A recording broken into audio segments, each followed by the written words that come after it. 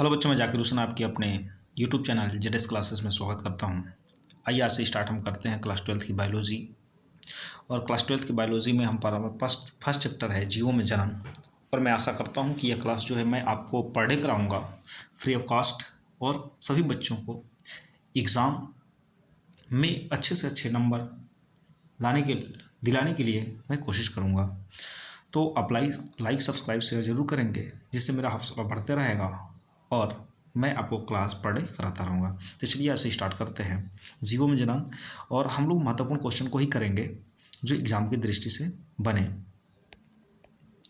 तो देखिए, यहाँ पे सबसे पहले हमको देखने को क्या मिल रहा है, हमको देखने को मिल रहा है जीवन अवधि। देखिए, एग्ज़ाम में कई बार पूछा गया है कि जीवन अवधि क्या होती है। तो चलिए देखिए जीवन अवधि क्या है। यहाँ से जीवन अवधि की बात कर लेंगे तो ये जीवन अवधि है।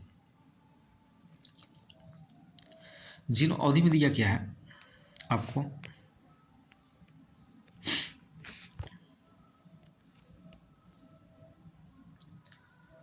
जीवन अवधि क्या है। देखिए, कहा क्या रहा है कि प्रत्येक जीव में केवल कुछ निश्चित समय तक ही जीवित रह सकता है। हम जानते हैं कि हर इंसान की क्या है, लाइफ टाइम जो है, लाइफ स्पैन जो है वह डेफिनेट है, निश्चित है।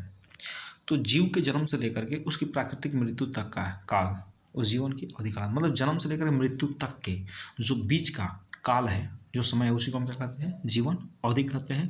फर्स्ट क्वेश्चन जो है आपका यहीं से देखने को मिल गया।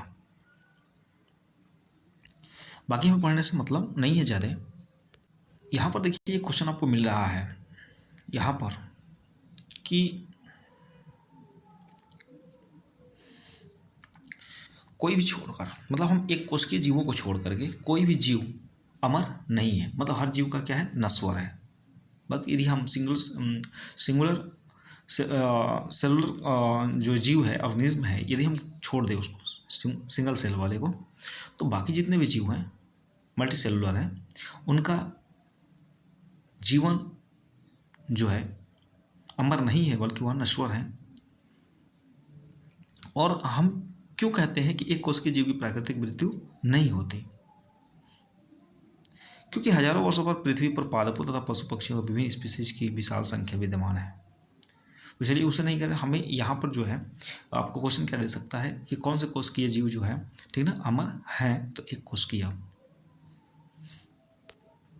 अब यहाँ पर जो है कुछ आपके जीवों को दिए गए हैं, जैसे हाथी है, हाथी का जीवन काल कितना होता है, गुलाब का जीवन काल कितना होता है। तो ये जो है एक निश्चित एवरेज नहीं है। देखिए, कौवा का जो होता है 15 वर्ष होता है, तितली 1 से 2 हफ्ते तक, कुत्ता जो होता है 13 से 14 साल तक जो होता है मिनिमम, मैक्सिमम जो है जीवित रहता है।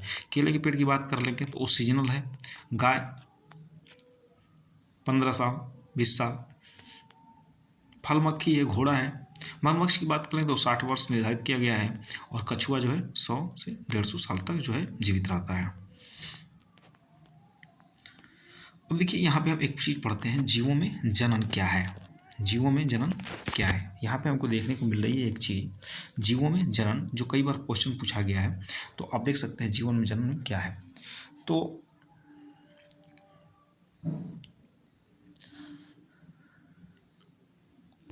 यहाँ तक हम देखें जीवों में जनन, हालांकि यहाँ तक तो नहीं, एक क्वेश्चन आपको बनेगा कि जीवन में जनन क्या होता है। तो जीवों में जनन यह एक जीव वैज्ञानिक प्रक्रिया है, मतलब हम कह सकते हैं कि यह जो है प्रोसेस है जिसमें एक जीव अपने समान, जीव में जन्म क्या है, एक जीव अपने समान एक छोटे से जीव, मतलब संतान को जन्म देता है, ठीक ना। और मतलब किस लिए जन्म देता है, तो संतान वृद्धि होती है, संतान में क्या होती है, वृद्धि होती है, और उसमें परिपक्वता आती है। इसके बाद वह नई संतति का जन्म देता है।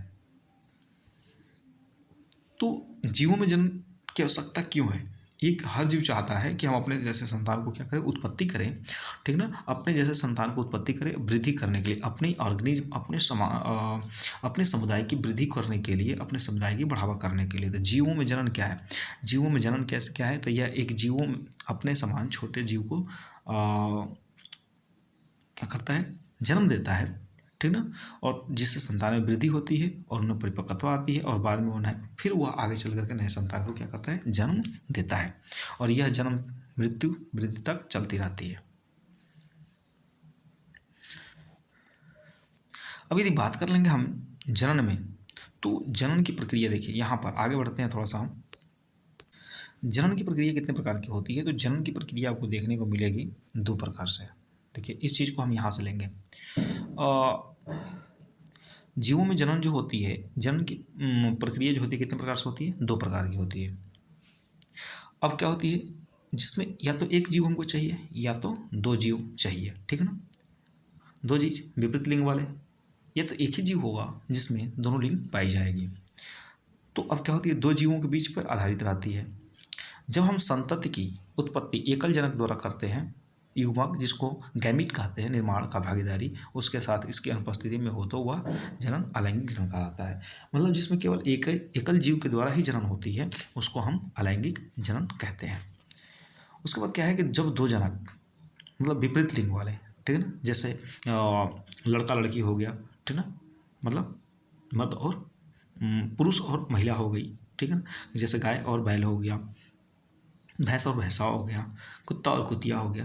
तो ये विपरीत लिंग वाले हैं। तो विपरीत लिंग वाले जब एक साथ जो होते हैं प्रोसेस करते हैं, ठीक ना, तो वैसे ही प्रोसेस को हम क्या कहते हैं, भाग लेते हैं। तो नर और मादा युग्मक गैमीट्स में युग्मक होता है तो उसे हम लैंगिक जनन। तो जनन कितने प्रकार का? 2 प्रकार का, लैंगिक अलैंगिक। जिसमें एक जीव भाग लेगा उसे अलैंगिक, जिसमें 2 जीव भाग लेंगे विपरीत लिंग वाले उसको हम क्या कहेंगे? लैंगिक कहते हैं। आइए हम शुरू करते हैं, अलैंगिक जनन क्या होता है। ये बहुत ही महत्वपूर्ण टॉपिक्स है, सब पूछे जाते हैं।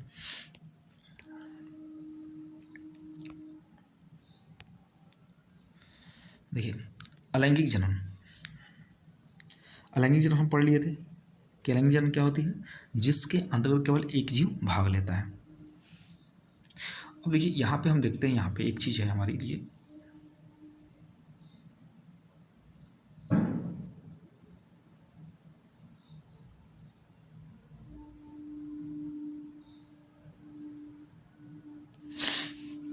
देखिए यहाँ पे कह रहे हैं कि अलैंगिक जनन में क्या होता है कि जो एकल जीव होता है, मतलब जो जनन होता है, जनन की प्रोसेस जो होती है, संतति उत्पन्न करने की क्षमता रखता है। मतलब एकल जीव जो होता है वो भी संतान उत्पन्न करने की, शैतान नहीं संतान, तो संतान उत्पन्न करने की क्षमता रखता है।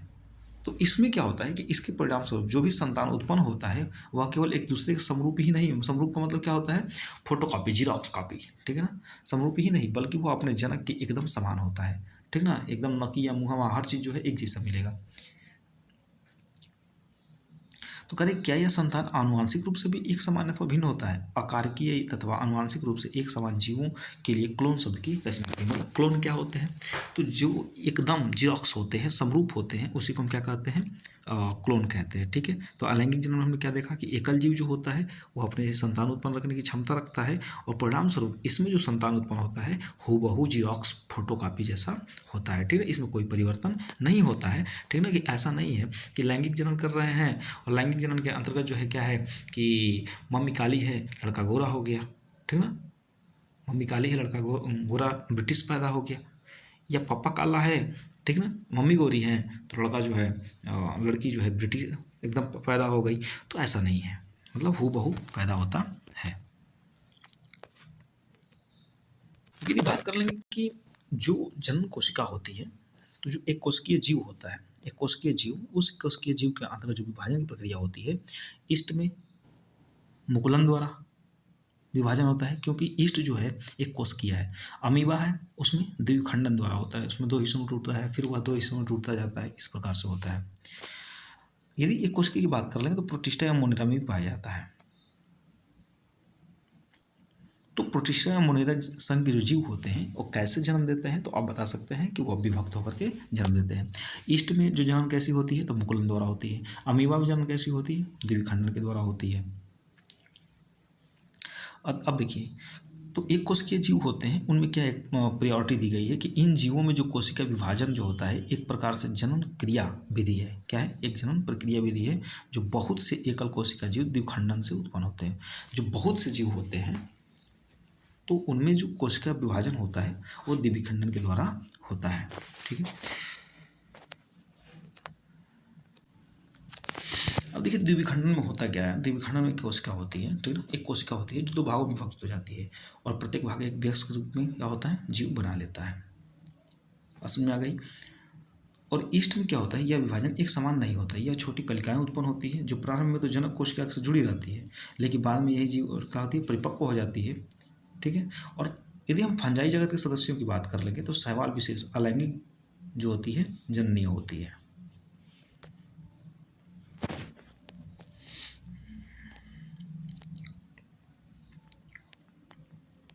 चलिए कुछ यहाँ पे दिया हुआ है। यदि चित्रण की बात कर लें, चित्रण में हम देख लेते हैं कि 1.4 का चित्रण दिया है। इसमें चित्रण में क्या कहा है? चित्रण में यही कहा है कि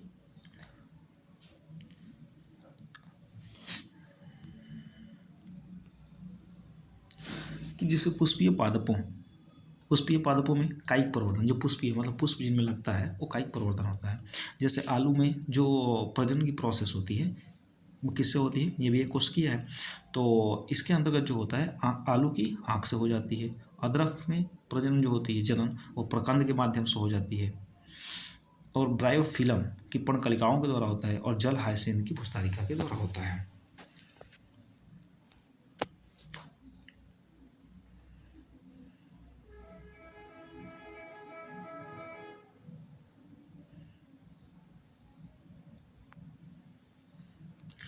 अब दे रखा है यहाँ पे कि चूंकि इन संरचनाओं के निर्माण में दुर्जनक भाग नहीं लेते हैं, यह अलैंगिक जनन होता है। अलैंगिक जनन की बात कर लें यहाँ पे थोड़ा सा, यहाँ पे कोई जो है प्रोसेस ज़्यादा जो है समझने की जरूरत नहीं है आपको। करें कि जबकि जंतुओं तथा असाधारण जीवों में अलैंगिक शब्द का प्रयोग स्पष्ट रूप से तथा पादपों में इन शब्द का प्रयोग निरंतर किया जाता है। पादपों में कायिक प्रवर्धन की इकाई जैसे ऊपरी भूस्तारिका, ऊपरी भूस्तारिका का मतलब क्या होता है? कुछ ऐसे जो होते हैं घास होती है या कुछ ऐसे फल होते हैं, खेती होती है जिसमें कुछ ऊपरी हिस्से में निकली रहती है या कुछ ज़मीन के अंदर रहती है। उसके बाद प्रकंद की बात कर लें, सरजोम जिसको कहते हैं। अब बात करते हैं हम किसकी? लैंगिक जनन की। लैंगिक जनन क्या होता है? जिसमें दो जीव आपस में इंटरकोर्स करते हैं, उसके बाद जो होता है जीव की उत्पत्ति होती है। तो लैंगिक जनन के अंतर्गत जीव तथा अभी मतलब हम कह सकते हैं यहाँ पे देखिए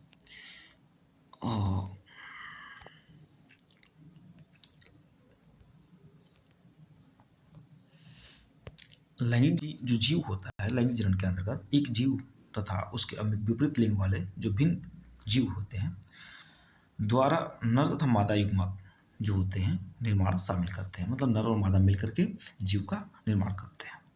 इसमें क्या होता है? जो गैमेट्स जो युग्मक हैं वो आपस में मिल करके, ठीक ना, जाइगोट का निर्माण करते हैं, युग्मनज का निर्माण करते हैं, जिसको जाइगोट बोलते हैं, जो आगे चल करके नए जीव का निर्माण करते हैं। मतलब प्रोसेस क्या है? जब दो विपरीत लिंग वाले जीव मिलेंगे, ठीक है, सिंपली भाषा में यदि समझिए तो माता पिता की बात कर लेंगे तो माता पिता जो होते हैं एक दूसरे के नज़दीक आते हैं, ठीक ना। उसके बाद जो होता है उनके जो युग्मक हैं, युग्मक कौन? अंडाणु और शुक्राणु।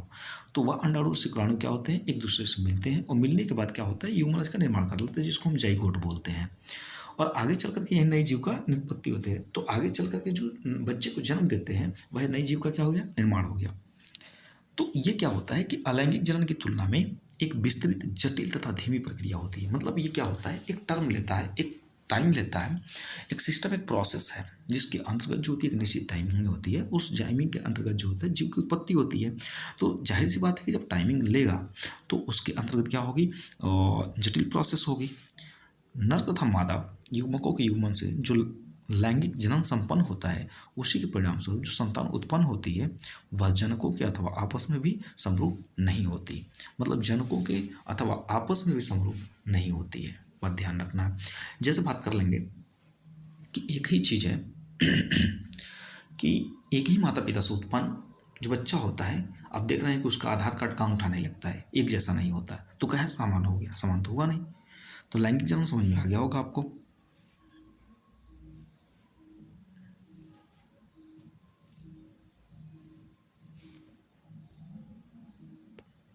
अब यहाँ पे देखते हैं कि जो सभी जीव हैं, ठीक है, और सभी जीव अपने जीवन में वृद्धि एक निश्चित अवस्था एवं परिपक्वता तक पहुँचते हैं। मतलब हर एक इंसान की क्या होती है? वृद्धि करने की क्या होती है? एक देखिए वृद्धि होता है, एक होता है विकास। वृद्धि जो होती है निश्चित समय तक होती है। इंसान 21 साल तक बढ़ता रहता है, ठीक है, उसके बाद जो पढ़ना बंद हो जाता है। लेकिन विकास जो होती है वो लाइफ टाइम तक होती है। हर इंसान कुछ ना कुछ सीखता रहता है। विकास कहने का मतलब समझिए, जैसे मान के चलिए लड़की जो है 21 साल तक बढ़ी, अपने घर पे पली बढ़ी, तो उसके अंतर्गत जो है उसके माता पिता ने गाली गलौज नहीं सिखाया। लेकिन जब शादी हो गई, ससुराल जाती है, तो बेचारी क्या करती है? वहाँ पे अपने अंदर विकास कर लेती है। कैसे? सास को देख कर, ससुर को देख कर, ननद को देख करके झगड़ा लड़ाई करना सीख जाती है। तो कहीं ना कहीं क्या होगा? उसके अंतर्गत जो है गाली गलौज का विकास हुआ, ठीक है ना। और सास को भी सिखा देती है कि कैसे रहना है, ठीक ना। अब देखिए उसके बाद लैंगिक जनन कर सकते हैं। वृद्धि का यह काल किशोर अवस्था की प्रवस्था कहलाता है। मतलब जो समय वृद्धि होती है किशोर अवस्था कहलाता है। पादपों में ये कायिक प्रवस्था कहलाती है। कायिक प्रवस्था क्या मतलब क्या होता है? जब तक कि पौधे बढ़ते रहते हैं। हालांकि पौधों के अंतर्गत जो होती है अंतिम समय तक जो होती है वृद्धि होती रहती है। अब करें किशोरा अवस्था जो होती है कायिक प्रवस्था समाप्ति की जनन प्रवस्था का प्रारंभ होता है। बात करें प्रवस्था को कुछ पादपों में आसानी से तब देखा जाता है जब उनमें पुष्प आने लगते हैं, जैसे गेंदा, धान, गेहूं, नारियल, आम आदि पेड़ों पर पुष्प लगने की, ठीक ना, लिए कितना समय लगता है। अब देखिए यहाँ पे हम बात करते हैं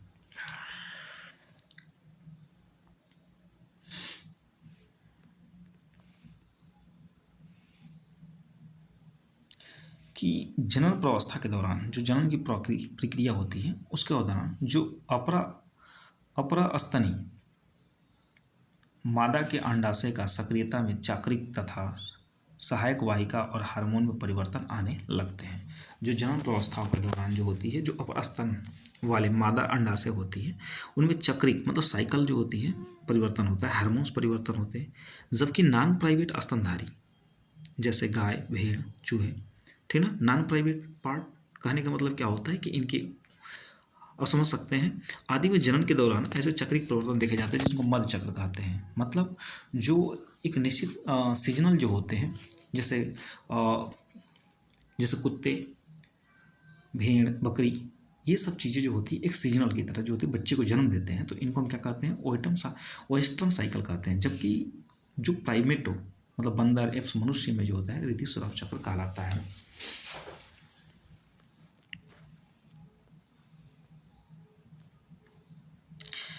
अब देखिए क्या कह रहा है कि अधिकांश जो स्तनधारी होते हैं विशेषकर जो जंगल में रहते हैं उनमें क्या होती है एक मौसमी ऋतुस्राव होता है और एक निश्चित मौसम में ही वो क्या होते हैं बच्चे को जन्म देते हैं।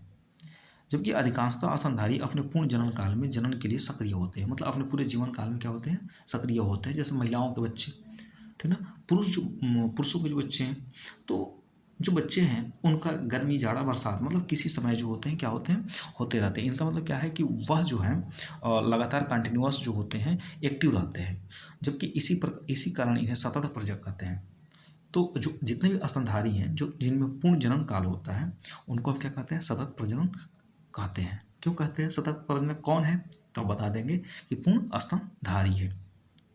पूर्ण स्तनधारी का मतलब क्या है? अधिकतर स्तनधारी जो वनों में पाए जाते हैं, जो जंगली जानवर हैं, उनके अंतर्गत जो होती है एक निश्चित काल के अंतर्गत जब मौसम परिवर्तन होता है तो जन्म देने लायक होते हैं, उनको मौसमी प्रजनक कहते हैं। तो मौसमी प्रजनक समझ में आ गया होगा कि जो जंगली जीव होते हैं, जंगली जानवर होते हैं, उसको हम मौसमी प्रजनक कहते हैं।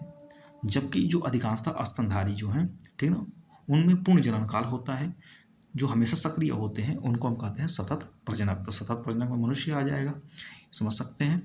और मौसमी प्रजनक में जंगली जानवर। देखिए बच्चों यहाँ पे दे रखा है कि लैंगिक जनन की कुछ घटनाएं। लैंगिक जनन जब होती है तो कौन कौन सी घटनाएं होती है? तो जब परिपक्वता अवस्था प्राप्त करने के बाद जब परिपक्वता आ जाती है, जब मैच्योरिटी आ जाती है, परिपक्वता का मतलब क्या होता है? जैसे 13 साल, 15 साल, ठीक है। तो जैसे लड़कियां जो है 13 साल मतलब 12 से 13 साल होता है, और बच्चे जो होते हैं 14 से 15 साल माना गया है इनका परिपक्वता के लिए। तो अवस्था प्राप्त करने के बाद सभी लैंगिक जनन करने के लिए कुछ घटनाएं होती हैं। मतलब समझ सकते हैं कि लैंगिक जनन करने वाले जीव कुछ घटनाएं एवं प्रक्रियाएं प्रदर्शित करने लगते हैं, उनके अंदर कुछ लक्षण आने लगते हैं, कुछ समानताएं भी देखने को मिलती है। तो यदि बात करें सुविधा के लिए हम क्रमबद्ध करें तो ये तीनों अवस्थाएं जो होती हैं निषेचन पूर्व, निषेचन तथा निषेचन के बाद की घटना होती है। मतलब लैंगिक जनन की कुछ घटनाएं हैं। कौन कौन सी घटना है? एक निषेचन पूर्व घटना है, एक निषेचन है, और एक निषेचन के बाद की घटना है। तो कौन कौन सी घटना होती है इसके बारे में हम देखना है। तो लैंगिक जनन की कुछ घटनाएं कौन कौन सी है आप समझ गए होंगे कि निषेचन पूर्व की घटना, निषेचन की घटना तथा निषेचन के बाद की घटना। अब ध्यान रखना है कि निषेचन पूर्व घटना के बारे में हम पहला टॉपिक पढ़ने जा रहे हैं। 1.21 में हम क्या पढ़ रहे हैं? निषेचन पूर्व की घटना। अभी इसके अंदर निषेचन पूर्व घटना के अंदर क्या होता है? जो युग्मक होते हैं कि संयोजन से पूर्व की सारी घटनाएं सम्मिलित हो रही है। मतलब अंडाणु और शुक्राणु से मिलने से पहले की सारी घटनाएं जो होती है किसमें, निषेचन पूर्व घटनाओं में। निषेचन पूर्व की दो प्रमुख घटनाएं, एक होता है युग्मक जनन जिसको गैमेटोजेनेसिस कहते हैं, तथा युग्मनक स्थानांतरण गैमेटो ट्रांसफर कहते हैं। अब युग्मक जनन क्या होता है इसको हमें जानना है। मतलब दो प्रवस्थाएं होती है निषेचन पूर्व घटना में, दो घटनाएं हमको देखने को मिलती है, एक युग्मक जनन और दूसरा मिलती है क्या, युग्मक स्थानांतरण। तो सबसे पहले हम पढ़ने जा रहे हैं युग्मक जनन। युग्मक जनन क्या होता है तो आप समझिए, यहाँ पर देखिए इतना ही है बस। युग्मक जनन क्या है, तो युग्मक जनन नर तथा मादा दो प्रकार के युग्मकों की गठन, मतलब क्या है, दो प्रकार की गठन, नर और मादा के दोनों प्रकार की गठन प्रक्रिया को संदर्भित करता है। मतलब दोनों के मिलने की प्रक्रिया को संदर्भित करता है। युग्मक क्या होता है, एक प्रकार से अगुणित कोशिका होती है जो कुछ शैवालों में भी दो युग्मक देखने में एक दूसरे के समान दिखाई पड़ती है। अब यहाँ पे आता है कि जब समान रूप से दिखाई देगी तो उस समय क्या कहेंगे, समयुग्मकी कहते हैं। समान रूप से दिखाई देते समयुग्मकी क्या होते हैं, तो नर और मादा के जो युग्मक हैं यदि एक समान दिखाई देते हैं तो उसको समयुग्मकी कहते हैं, क्योंकि इनकी एकरूपता कारण ही से नर मादा युग्मकों के श्रेणीबद्ध नहीं कर सकते हैं। बात समझ में आ गई होगी। तो युग्मक जनन क्या है, नर तथा मादा दो प्रकार के युग्मकों का गठन करते हैं, इसी को हम युग्मक जनन कहते हैं। अब देखिए होता क्या है कि अधिकतर जितने भी लैंगिक प्रजनक हैं, लैंगिक प्रजनक मतलब हमने बता दिया कि जंगली जीवों को छोड़ करके, जैसे इंसान हो गया, ठीक है ना, एप्स हो गए, बंदर हो गए, तो इनमें क्या होती है कि लैंगिक प्रजनक जीवों द्वारा अकार्यकी रूप से स्पष्ट दो प्रकार के जो होते हैं, दो प्रकार के पैदा किए जाते हैं। कौन, अकार्यकी रूप से क्या, लैंगिक प्रजनक, विषम युग्मक। तो इस प्रकार के जीवों में नर युग्मक को पुमड़ु या शुक्राणु कहते हैं, तथा मादा युग्मक को क्या कहते हैं, अंडाणु या डिंब कहते हैं। तो डिंब क्या होता है, तो मादा युग्मक जो होती है उसको हम डिंब कहते हैं, और शुक्राणु क्या होती है, तो जो नर युग्मक होता है उसे हम शुक्राणु कहते हैं।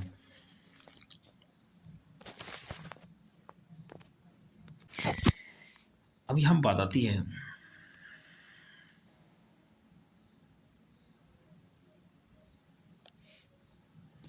कि द्विलिंगी क्या है। यहाँ पर देखिए द्विलिंगी क्या है, तो अब द्विलिंगी में क्या बताएंगे कि पादप में नर तथा मादा दोनों जनन संरचनाएं पाई जाती है, परंतु जब एक ही पादप में दोनों नर तथा मादा जनन संरचनाएं पाई जाती है वह द्विलिंगी कहलाता है। पादप के अंतर्गत क्या होती है, नर एवं मादा दोनों संरचनाएं पाई जाती हैं, परंतु जब एक ही पादप में दोनों नर तथा मादा पाई जाएगी उसको हम क्या कहेंगे, द्विलिंगी कहते हैं। जब वह भिन्न पादपों पर हो तो एकलिंगी कहलाता है। अब देखिए यहाँ पर बहुत सी फंगस जिसको कहते हैं, पादपों में द्विलिंगी स्थिति को उल्लेखित करने के लिए उभयलिंगी श्रेय का प्रयोग किया गया है, जिसको हम समथैलेसी कहते हैं। और जब विभिन्न प्रकार के होते हैं, अलग अलग प्रकार के होते हैं, उसे विषमथैलेसी कहते हैं। यहाँ से आपको क्वेश्चन जो है मिल जाएगा, कौन सा, तो ऑब्जेक्टिव क्वेश्चन। बात क्या कर रहे हैं कि जीवों में लैंगिकता की विविधता। द्विलिंगी प्राणी की बात कर लेंगे, द्विलिंगी प्राणी में कौन है, देखिए द्विलिंगी प्राणी में आपको मिलेगा केचुआ। एकलिंगी प्राणी में काकरोच होता है। उभयलिंगी प्राणी की बात कर लेंगे तो क्या है, पादप जिसको कारा के नाम से, कारा क्या होता है, जिसको उभयलिंगी होता है उसको कारा कहते हैं। एकलिंगी श्रेणी में क्या है, मार्कोनिसस, और द्विलिंगी पुष्प में शकरकंद आएगा। ठीक है, ये ध्यान रखने वाली चीज़ है, आप यहाँ से एक क्वेश्चन प्राप्त कर सकते हैं। अब थोड़ा सा बच्चों जो है यहाँ पे आप बहुत ही महत्वपूर्ण क्वेश्चन पढ़ने जा रहे हैं, क्योंकि एक नंबर क्वेश्चन में जो है बहुविकल्पी में आपको क्वेश्चन पूछ लेता है। ठीक है, तो चलिए स्टार्ट करते हैं। देखिए क्या कह रहा है यहाँ पे कि अर्धसूत्रों मतलब क्रोमोसोम में गुणसूत्रों की संख्या तथा कुछ जीवों में n गुणसूत्र वाले, जैसे देखिए 2n का मतलब क्या होता है, सम, इसको हम कहते हैं समयुग्मकी। अब मनुष्य में होती है 46 गुणसूत्र पाया जाता है। n की बात कर लें, विषम युग्मकी हो गया 23 हो गया। घरेलू मक्खी में 12 पाई जाती है, और कुत्ता में 78 गुणसूत्र होते हैं। और उसके बाद देख लेते हैं हम यहाँ पे, मक्का में जो है आपके 20 है, और सेब में 34 गुणसूत्र है।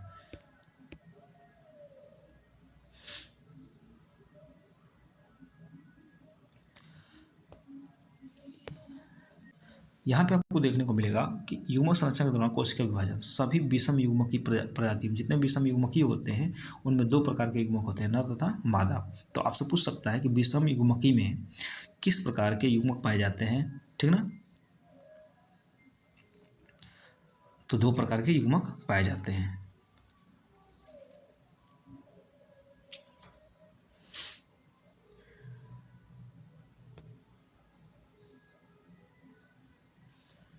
यहाँ पे एक क्वेश्चन आपको मिल रहा है, देखिए यहाँ पे एक क्वेश्चन मिल रहा है आपको, क्या पढ़ सकते करें कि वह जीव, बहुत से जीव जिनका संबंध मोनेरा, फंजाई, सवा तथा ब्रायोफाइटा से होते हैं, वह अगुणित पादप होते हैं। और अगुणित पादप होते हैं और उनमें जी मतलब अगुणित पादप क्या होते हैं, तो या अगुणित पादप का संबंध किससे होता है, तो होता है मोनेरा, फंजाई, सवा तथा ब्रायोफाइटा से।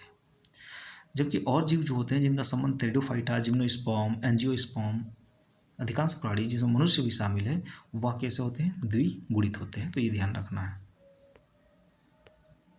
अब देखिए निषेचन क्या होता है बच्चों। तो निषेचन का मतलब क्या होता है कि लैंगिक जनन की सर्वाधिक सबसे महत्वपूर्ण प्रक्रिया क्या होती है, रोमांचक घटना संभवतः युग्मक का युग्मन है, युग्मक का युग्मन है। अतः यह प्रक्रिया क्या कहलाती है, युग्मक संलयन कहलाती है, साइन गैमी कहलाती है, जिनके परिणाम स्वरूप द्विगुणित जाइगोट का निर्माण होता है, ठीक ना। और इस प्रक्रिया के लिए भी निषेचन का बहुधा प्रयोग किया। निषेचन का मतलब क्या होता है, दो युग्मक का मिलना, दो युग्मक का मिलना, मतलब अंडाणुओं और शुक्राणुओं को मिलने की प्रक्रिया क्या कहलाती है, निषेचन कहलाती है। जिसके लिए हम बहुत से समय क्या किया जाता है, फर्टिलाइजेशन का प्रयोग किया गया है, ठीक है। उसके बाद हम क्या कहते हैं, यहाँ पे देखिए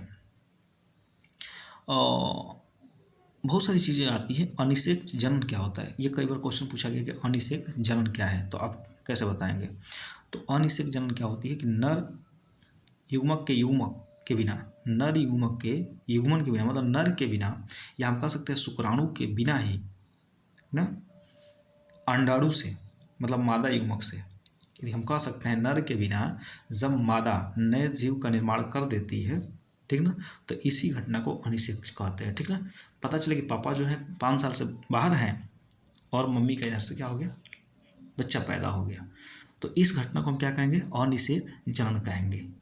और मतलब नहीं, अनिषेक मतलब निषेक, मतलब निषेक मतलब निषेचन, मतलब जो बिना निषेचन के ही बच्चे को जन्म दे दे उसी को हम अनिषेक कहते हैं। तो अब समझ गए होंगे कि अनिषेक किस में होगा।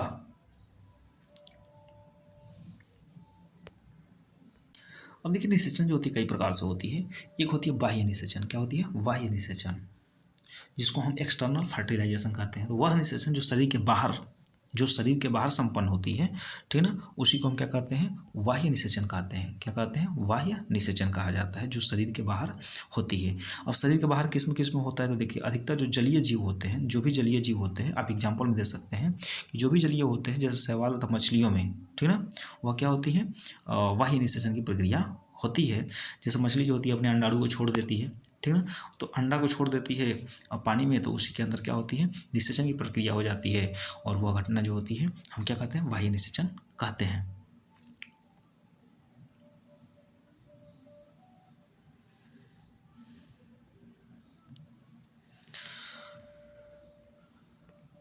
कुछ मत कि आंतरिक निषेचन, तो हमने पहला पढ़ा था निषेचन से पूर्व की घटना, अब पढ़ रहे हम क्या, निषेचन की घटना में।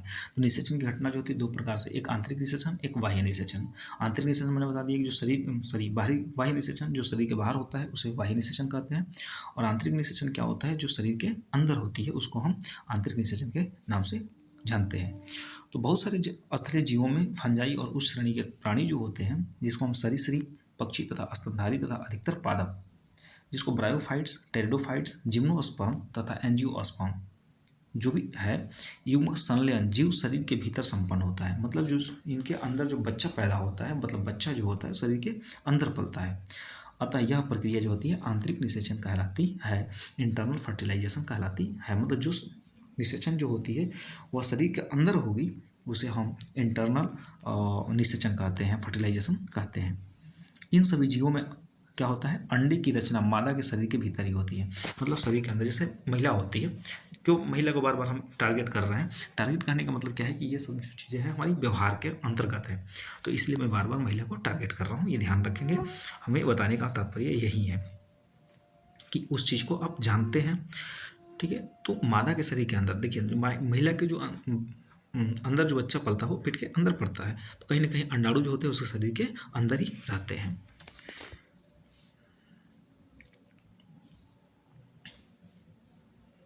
तो कह रहे हैं कि यहाँ पे कि अंडे की रचना मादा के शरीर के भीतर होती है, जहाँ पर वह नर युग्मक से संकलित होकर के, मतलब जो अंडाणु शुक्राणु होता है वह महिला के अंडाणु से क्या होती है, संगलित हो जाती है, मतलब निषेचन की प्रक्रिया हो जाती है। और आंतरिक निषेचन प्रदर्शित करने वाले जीवों में नर युग्मक चलनशील होते हैं। मतलब कहने का मतलब क्या है, यहाँ पे ये टॉपिक समझना बहुत जरूरी है कि आंतरिक निषेचन जब होती है तो इसमें क्या होता है कि नर युग्मक जो शुक्राणु होता है वह चलनशील होता है, न कि अंडाणु। मतलब कहने का मतलब क्या होता है कि जब इंटरनल इंटरकोर्स होता है, जो आपसी मिलन होता है, तो उस कंडीशन में जो शुक्राणु होता है उस पुरुष के शरीर से निकल करके महिला के अंडाणु तक पहुंचने का काम करता है। इसलिए इसमें नर युग्मक को चलनशील बताया गया है और उन्हें अंडे के साथ युग्मन करने के लिए अंडे तक पहुंचना होता है। यदि अंडे तक नहीं पहुंचता है तो फर्टिलाइजेशन की प्रक्रिया नहीं होगी और बच्चा पैदा नहीं होगा, ये ध्यान रखना होगा। इस प्रक्रम हेतु जो शुक्राणु पैदा होते हैं उनकी संख्या बहुत ज़्यादा होती है, परंतु जो अंडे उत्पन्न होते हैं उनकी संख्या अपेक्षाकृत बहुत कम होती है।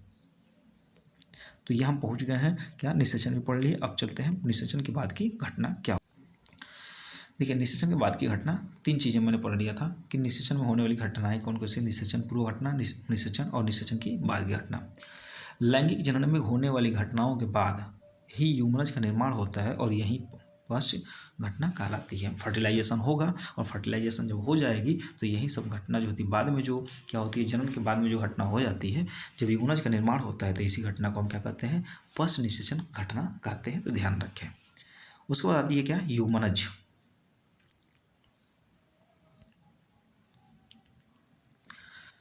अब क्या होता है, द्विगुणित यूमनज। द्विगुणित कब कहा लगा है, मम्मी का अंडाणु और इधर मतलब मेल का शुक्राणु और फीमेल का अंडाणु, दोनों का जब यूमरज का निर्माण सभी लैंगिक जनन करने वाले जीवों में सर्वव्यापी है, मतलब हर जगह जो है इनमें जीवों में पाया जाएगा।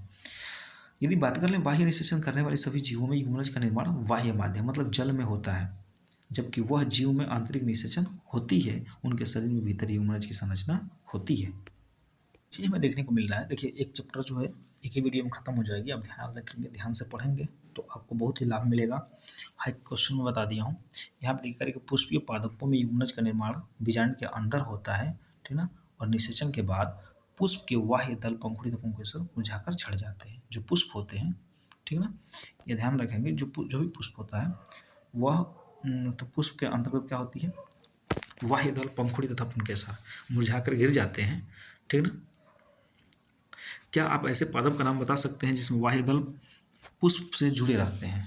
जैसे क्या है, गुलाब का पौधा देख लीजिएगा। जो गुलाब का पौधा होता है, आप देखे होंगे कि जो भी गुलाब का पौधा होता है ऐसे पुष्प होता है। यदि हम बात कर लें गुलाब के पुष्प की, ठीक है, तो देखिए इस प्रकार से जो होती है उसमें बाह्य दल लगा रहता है। तो कह रहे हैं कि क्या आप ऐसे पुष्प का नाम बताइए जिसमें बाह्य दल पुंज से जुड़ा रहता है? जुड़ा रहता है। स्त्री केसर पादप से जुड़ा रहता है। युग्मनज भ्रूण में बीजांड में विकसित हो जाता है, अंडा से फल के रूप में विकसित हो जाता है, जो आगे चल करके फल भित्ति का निर्माण करता है। मतलब कहने का मतलब क्या होता है कि देखिए ऐसे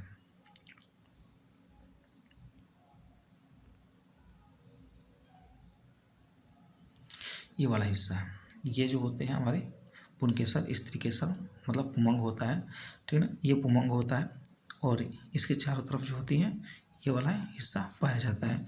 ये बाह्य दल होते हैं, ठीक है, ये झड़ के गिर जाता है। उसके बाद ये दल होता है, ये भी गिर जाता है और यहाँ से पुमंग जो होता है मतलब पुंकेसर, ये वाला है वर्तिकाग्र और जो होते हैं अंडा से होती है। तो यहाँ पर जब गिरता है तो ये धीरे धीरे क्या होता है, ये फूल करके जो होता है एक फल बना लेता है और बाकी जो हिस्से जो होते हैं ये झड़ करके गिर जाते हैं। आप सरसों के अक्सर पुष्प को देखे होंगे, नहीं देखे होंगे तो अब जो है गेहूँ की खेती हो रही है, खूब जाइएगा, फोटो खिंचवाइएगा सरसों के खेत पर किनारे बैठ करके और उसको देखते रहिएगा। वही अंडा से जब बढ़ जाता है तो उसको हम क्या कहते हैं, फल भित्ति कहते हैं। क्या कहते हैं, पेरिक्रैप के नाम से जानते हैं। इनका कार्य क्या होता है? फल को सुरक्षा प्रदान करना होता है, ठीक ना। विकिरण के बाद बीज अनुकूलन परिस्थितियों के आने पर अंकुरित हो जाते हैं तथा नए पादप को जन्म देते हैं, ध्यान रखना होगा। अब देखिए बच्चों, यदि हमारी वीडियो को आप ध्यान से पढ़ेंगे तो आपको हर क्वेश्चन का आंसर जो है आपको रटना ही नहीं पड़ेगा, बिल्कुल आसानी हो जाएगा। करें कि जीवों के लिए जन्म क्यों आवश्यक है? तो अपने संतान को, अपनी वृद्धि को बढ़ाने के लिए। अब इस चीज़ को समझिए कि घर में 3 बच्ची या 4 बच्चियाँ होती है, फिर भी लड़के को ढूंढा जाता है कि एक बच्चा पैदा हो जाता, वह क्यों? क्योंकि अपने वंश को बढ़ाने के लिए, अपने खानदान को बढ़ाने के लिए। वैसे ही जीवों के लिए जन्म आवश्यक क्यों है? तो आप बता सकते हैं कि अपनी समुदाय को बढ़ाने के लिए या अपने समुदाय को बनाए रखने के लिए। जनन की अच्छी विधि कौन सी है? तो आप बता सकते हैं जो है कि जनन की अच्छी विधि जो है लैंगिक है या अलैंगिक है। अलैंगिक जनन द्वारा उत्पन्न हुई संतान को क्लोन क्यों कहा जाता है? तो आप बता सकते हैं, ये भी मैंने बता दिया। लैंगिक जनन के परिणाम स्वरूप बने संतति को जीवित रहने से अच्छे अवसर होते हैं, क्यों? अलैंगिक जनन द्वारा बनी संतति लैंगिक जनन द्वारा बनी संतति से किस प्रकार भिन्न होती है, किस प्रकार के डिफरेंट पाए जाते हैं अलैंगिक द्वारा? तो अलैंगिक द्वारा बता सकते हैं कि ये समरूप होती है, जबकि जो होती है इसमें विभिन्नता देखने को मिलती है लैंगिक वाले में, ठीक है। 6ठा नंबर का देखिए, अलैंगिक तथा लैंगिक जनन के मध्य विभेद स्थापित करो, ठीक है ना। कायिक जनन को प्रारंभिक अलैंगिक जनन क्यों माना गया है? उसको तो कायिक प्रवर्धन से क्या समझते हैं? तो कायिक प्रवर्धन क्या होती है बता सकते हैं कि जो, ठीक ना, पेड़ पौधों या पौधे के विभिन्न हिस्सों से हो जाती है, ठीक ना, जन्म होती है, उसमें क्या कहते हैं? कायिक प्रवर्धन कहते हैं। पत्ती, पेड़, जड़, तना आदि से होती है। व्याख्या करें, किशोर चरण क्या होता है? प्रजनक चरण क्या होता है? जीव जीर्णता चरण या जीर्णावस्था। ये सारी चीज़ें जो है मैं बता चुका हूँ, आप ध्यान से जो है पढ़ेंगे तो आपको याद हो जाएगा। वही इनिशिएशन में बता चुका हूँ क्या होता है, ठीक ना। आपको ज़्यादा डीप नहीं सोचने की कोशिश करनी है, ठीक है ना। जो मैं बताया हूँ उतना पढ़ लेंगे, आपका कंप्लीट हो जाएगा। धन्यवाद। लाइक, सब्सक्राइब, शेयर जरूर करें और कमेंट करके बताएं कि ये क्लास आपको कैसी लगी, ताकि आगे क्लास जो है और जारी रखी जाए। धन्यवाद।